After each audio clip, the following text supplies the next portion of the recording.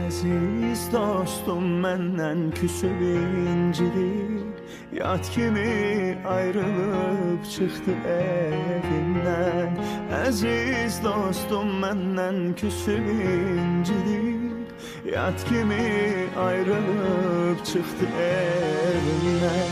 Necə alışmayıb, necə dinməyim, dost gedib özümə gələ bilmirəm. Elə bil əllərim yox olub mənim, gözümün yaşını silə bilmirəm. Elə bil əllərim yox olub mənim, gözümün yaşını silə bilmirəm.